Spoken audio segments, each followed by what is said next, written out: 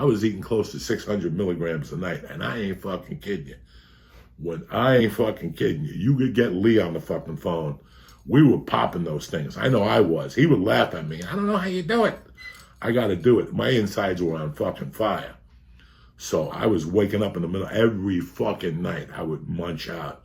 And that's the only negative to the edibles. Because I could smoke dope all day and not eat one fucking thing. I've only had oatmeal today. I smoked 2 joints this morning early. And I had oatmeal, no toast, no nothing. For lunch, I have a protein shake, maybe something a little later, and then for dinner, whatever. So, yeah, reefer doesn't affect my fucking appetite. Edibles make me go fucking bananas. I mean, to the point where it's not good. It's scary. Like, the cheese is gone, the ham is gone, chips are gone, I don't drink soda. Thank God I don't eat cake or cookies, nothing like that. I just eat fucking food. Thank fucking God, man. But last night was a very weird night because I went to bed early. Like 10:30, 10:45, it had to be when I went to fucking bed. And I woke up like at 4:30. I didn't have to pee or anything. I just woke up.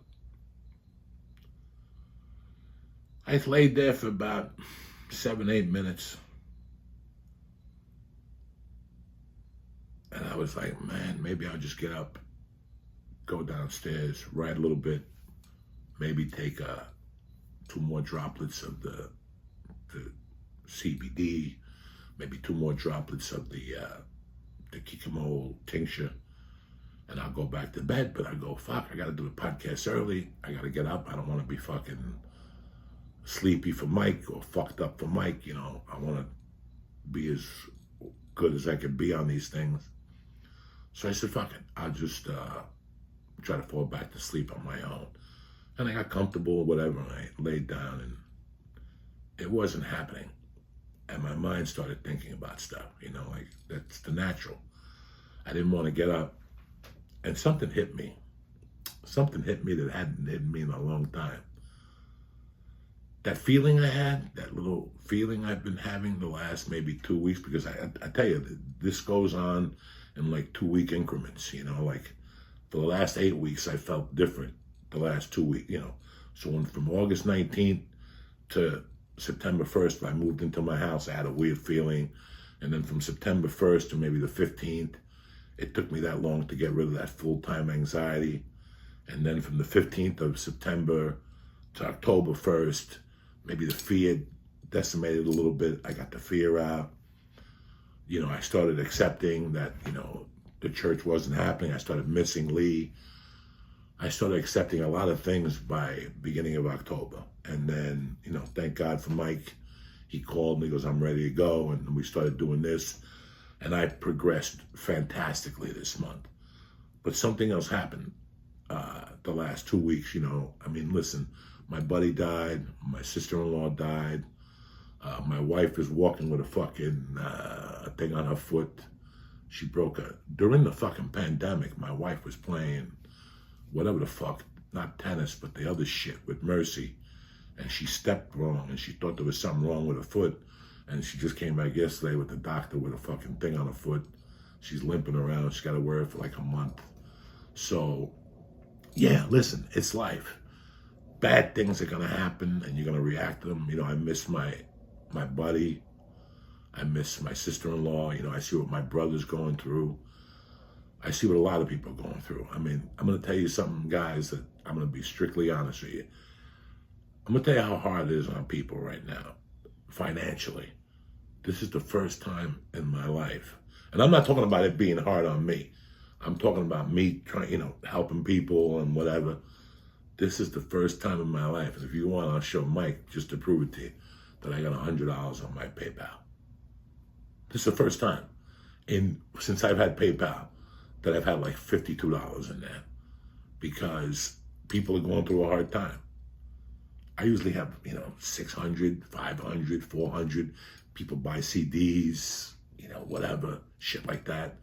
This is the first time I got under $100 because people are fucking hurting. People need money. People don't know what they're, people are moving in. I mean, maybe you're not going through it, whatever, but you have to be, drive up and down your streets. Businesses are going out. People aren't working the full amounts, and the holidays are going to be rough on some people. This is rough. We're not playing fucking games here. People needed help and whatnot.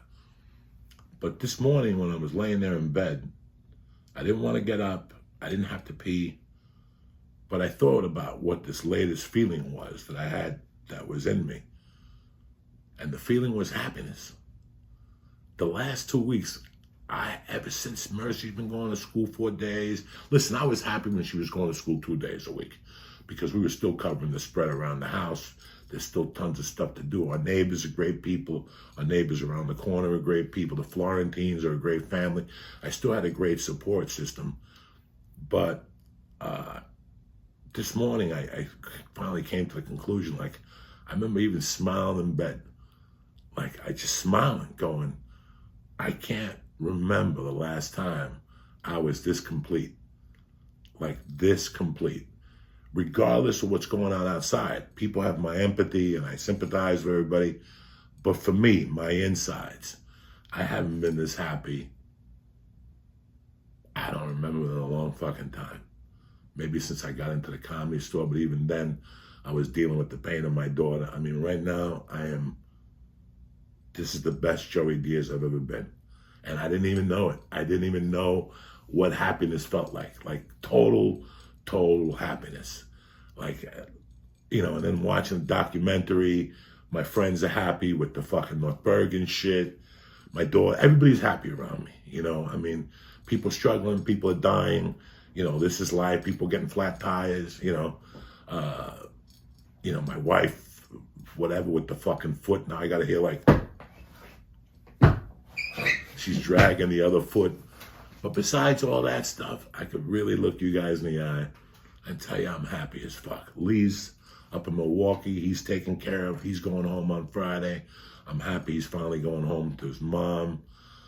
He's going to be home for all the holidays, the Jewish high days, all that stuff. So I'm happy for him. He's taken care of, nothing bad's going on with him. Steve Simone's doing his thing. I miss him. Dean Delray, I miss my brother. I miss that motherfucker with all my heart. Please support Dean Delray. He had fucking Rob Halford on. And when I talked to him after he taped AC/DC, it was like talking to a 5-year-old kid that just robbed the candy store. He was so fucking happy. So if you get a chance, support fucking Dean Delray. Hit him up, tell him Dean we're proud of you because he really is doing a good job.